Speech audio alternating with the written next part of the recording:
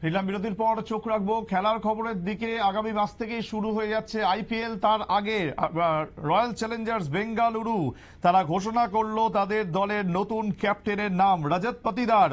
মধ্যপ্রদেশের এই ক্রিকেটার হতে চলেছেন আরসিবির নতুন অধিনায়ক। ইতিমধ্যেই ঘোষণা করা হয়ে গেছে। গোটা বিষয়টি নিয়ে কথা বলবো। টেলিফোন লাইনে রয়েছেন প্রতিনিধি বিপ্লব চন্দ্র। বিপ্লব, জানতে চাইব যে বিরাট কোহলি থাকতে রজত পাতিদারকে কেন বেছে নেওয়া হলো ক্যাপ্টেন হিসেবে? দেখো, বিরাট কোহলিকে কেন বেছে নেওয়া হলো, সেই ক্ষেত্রে বেছে নেওয়া হয়নি বা কেন বিরাট কোহলিকে অধিনায়কত্ব দেওয়া হয়নি সেটার প্রশ্নের প্রথমেই উত্তরটা হলো যে বিরাট কোহলি প্রথমত যখন তাকে প্রপোজ করা হয়েছিল আয়োজক কমিটির তরফ থেকে, এবং সেখানে বলা হয়েছিল যে বিরাট কোহলি যেন দায়িত্ব পালন করে। কারণ 2011 থেকে 2021 সাল পর্যন্ত কিন্তু বিরাট কোহলির দায়িত্বই কিন্তু ছিল আরসিবির অধিনায়কের দায়িত্ব পালন করেছেন। যদিও এই এত বছরের মধ্যে একবার ফাইনালে উঠেছে, কিন্তু এখন পর্যন্ত তারা কিন্তু চ্যাম্পিয়ন হতে পারেনি আইপিএল ট্রফিতে।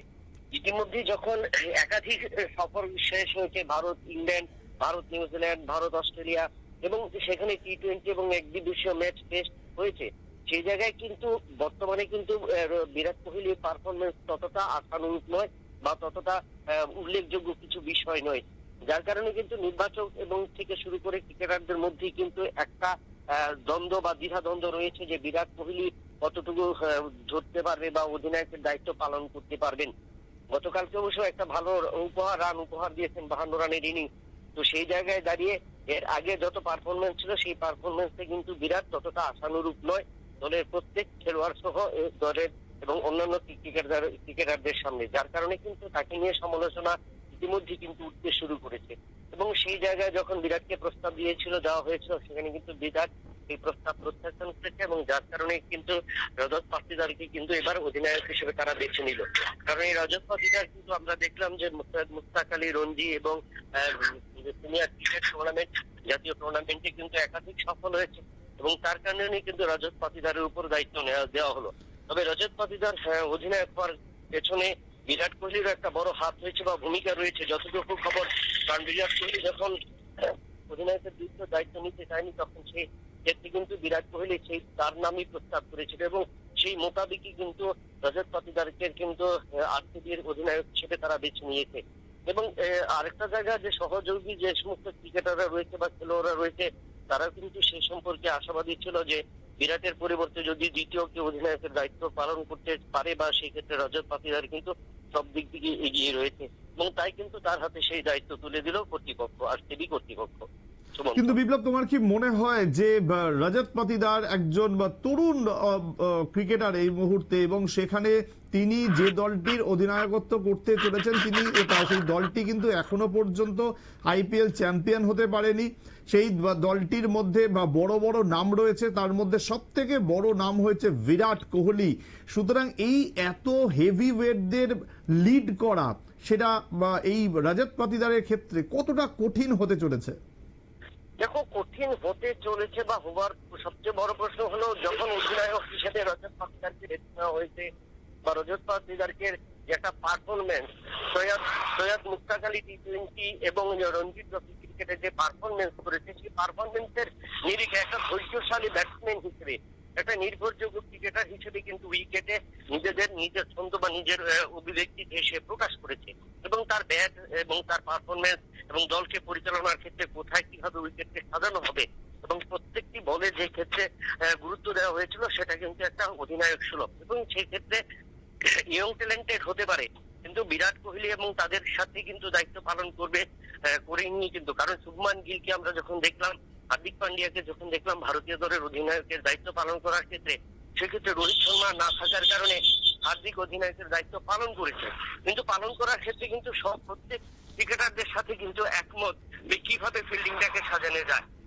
তাই এখন ব্যক্তিগত সিদ্ধান্তে কিন্তু হার্দিক পান্ডিয়া করেনি। ঠিক রজত পাতিদারের ক্ষেত্রে সেখানে যে দায়িত্ব পালন করছে তার টিমের বিরুদ্ধে, সেখানে কিন্তু সবাইকে নিয়ে কিভাবে দলকে গোছানো যায় এবং দলকে কিভাবে সাজানো যায়, এবং কোথায় বোলিং পজিশনে, স্পিন বোলিং এর ক্ষেত্রে, পেস বোলিং এর ক্ষেত্রে ব্যাটসম্যানদের জায়গা মতো কিভাবে তাদেরকে খাটানো যায় বা লাগানো যায়, সেটা কিন্তু একটা লক্ষ্য করেছে। এবং যার কারণে কিন্তু তার মধ্যে ওই প্রতিভাটা রয়েছে বলে কিন্তু নির্বাচকরা তাকে বেছে নিয়েছে। ইয়ং হতে পারে এবং সেক্ষেত্রে বিরাট কোহলির একটা সাপোর্ট পাবে অবশ্যই। বিরাট সমর্থন করেছে এবং বিরাট জানিয়েছে প্রতিটি ক্ষেত্রে প্রতিটি ম্যাচে সে দলের বাইরে থাকুক আর দলের ভেতরেই থাকুক, তো সবসময় সহযোগিতা করবে। অর্থাৎ সাইড সাপোর্টিংটা যত শক্ত হবে সেক্ষেত্রে ইয়ং ট্যালেন্টেড অধিনায়ক হলেও কিন্তু তার পক্ষে সম্ভব হবে টিম চালানো, এবং সেটা সম্ভব হবে রজত পাতিদারের, এবং সেটাই কিন্তু আশা করা হচ্ছে। বিপ্লব, একদম শেষ প্রশ্ন করতে চাইবো তোমার কাছে যে বিরাট কোহলি, রোহিত শর্মা এরা কিন্তু প্রত্যেকেই এখন তাদের ক্যারিয়ারের একেবারে অন্তিম লগ্নে বলা যেতে পারে। হয়তো এই চ্যাম্পিয়ন্স ট্রফির পর বা তাদের আর হয়তো জাতীয় দলে হয়তো আর খেলতেও দেখা যাবে না, এটা হতেও পারে। কিন্তু আমার যেটা প্রশ্ন বা তা হলো যে এই বিরাট কোহলি এখনো পর্যন্ত প্রথম থেকেই আরসিবির হয়ে খেলে আসছেন এবং তিনি কিন্তু সাফল্য পাননি, মানে ট্রফির স্বাদ এখনো পর্যন্ত পাননি। তাহলে সেক্ষেত্রে তোমার কি মনে হয় যে ট্রফি জেতার জন্য তিনি নিজেকে ক্যাপ্টেন্সি থেকে সরিয়ে রাখলেন, ট্রফি জেতার জন্য তিনি নতুন একজন অধিনায়ককে সাপোর্ট করার বার্তা দিলেন? দেখো, একটা জিনিস যেটা বলবো, তুমি যে কথাটা বলেছো যে 11 বছর দায়িত্ব পালন করেছিল আরসিবি, কিন্তু সেই দায়িত্ব পালন করার ক্ষেত্রে কিন্তু একবার আরসিবি ফাইনালে উঠেছিল এবং সেখানে তারা রানার্স হয়েছে, এবং আরসিবি তোলার ক্ষেত্রে বিরাট কোহলির উপর আবার দায়িত্ব ন্যস্ত করা হয়েছিল। কিন্তু বর্তমানে তার যে পারফরমেন্স হয়েছে সে পারফরমেন্স কিছু একটা সমালোচনার মুখে। তার উপরে তার অধিনায়কের দায়িত্ব, যদি পরপর দুটো প্রেশার তার উপর পড়ে যায় সেক্ষেত্রে কিন্তু একটা ক্রিকেটারের পক্ষে সমালোচনা কিন্তু তাকে আরো বিঁধে ফেলবে, এবং সেই জায়গা থেকে কিন্তু রোহিত সরে দাঁড়িয়েছে।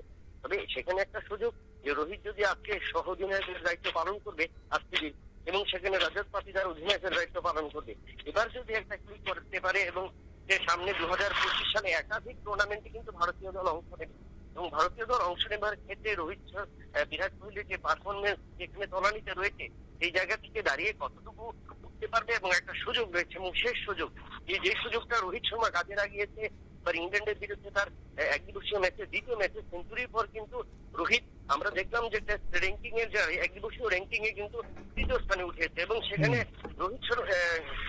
বিরাট কোহলি কিন্তু তার র্যাঙ্কিং এর পরিবর্তন করেছে, অর্থাৎ 6 নম্বর স্থানে। সেই জায়গায় দাঁড়িয়ে বিরাটের একটা বড় সেরিং, অধিনায়ক না থাকলেও অধিনায়কের সহজ অধিনায়ক হিসেবে দলের দায়িত্ব পালন এবং সিনিয়র ক্রিকেটার হিসেবে আরসিবিকে তুলে ধরা, এবং এই সুযোগে যদি একবার এই 18তম আসরে যদি আইপিএল এ চ্যাম্পিয়ন হতে পারে তাহলে কিন্তু বিরাটের পক্ষে তার জীবনের শেষ অন্তিম লগ্নে বা অন্তিম পর্যায়ে যে ম্যাচ সেই ম্যাচে কিন্তু একটা স্মরণীয় করে রাখার একটা সুযোগ রয়েছে। ঠিক, ধন্যবাদ বিপ্লব চন্দ্র আমাদের প্রতিনিধি, কথা বলছিলাম তার সঙ্গে এতক্ষণ। এবং যেটা খুব স্বাভাবিক, আজকে বিরাট কোহলি কেন ক্যাপ্টেন হলেন না এই প্রশ্নটা কিন্তু অনেকে তুলতে শুরু করেছে। অন্তত বিরাট সমর্থকরা ভেবেছিলেন যে এবার হয়তো বিরাট কোহলি আরসিবির ক্যাপ্টেন হবেন, কারণ ফাফ ডুপ্লেসি তিনি তাকে সরিয়ে দেওয়া হয়েছিল, রিলিজ করে দেওয়া হয়েছিল আইপিএল এর নিলামের আগে, এবং এরপর কিন্তু বড় একটা প্রশ্ন ছিল, এবং শুরু থেকে যেটা মনে করা হচ্ছিল যে বিরাট কোহলিকে হয়তো আবারও ক্যাপ্টেন্সিতে আনা হতে পারে, কিন্তু যেটা জানা যাচ্ছে এখনো পর্যন্ত যে বিরাট নিজেই সরে দাঁড়িয়েছেন এবং নতুন একজনকে তিনি ক্যাপ্টেন্সিতে এনে তিনি কিন্তু আদতে দলটাকে দল যাতে ভালো পারফর্ম করতে পারে, দলের যাতে ব্যালেন্স ঠিক থাকে সেই বিষয়টি মাথায় রেখেই তিনি এগোতে চেয়েছেন, এবং সর্বোপরি ট্রফি জেতার যে একটা স্বাদ সেই স্বাদ গ্রহণ করতে চেয়েছেন বিরাট। তার জন্যই তিনি ক্যাপ্টেন্সির মতন এত বড় একটা গুরু দায়িত্ব থেকে নিজেকে সরিয়ে রেখে যতটা হালকা থেকে ব্যাটিংটা করা যায় সেই দিকে নজর দেওয়া যায় সেটার চেষ্টাই করেছেন, এবং যাতে এবার আরসিবি আইপিএল জিততে পারে তার জন্য সব ধরনের সমর্থন, সব ধরনের প্ল্যানিং, সব ধরনের পরামর্শ তিনি করবেন রজত পাতিদারের সঙ্গে। রজত পাতিদারের নাম ক্যাপ্টেন হিসেবে ঘোষণা করার পর এমনই বার্তা কিন্তু তিনি দিয়ে রেখেছেন। সময় একটা ছোট্ট বিরতির, সঙ্গে থাকুন।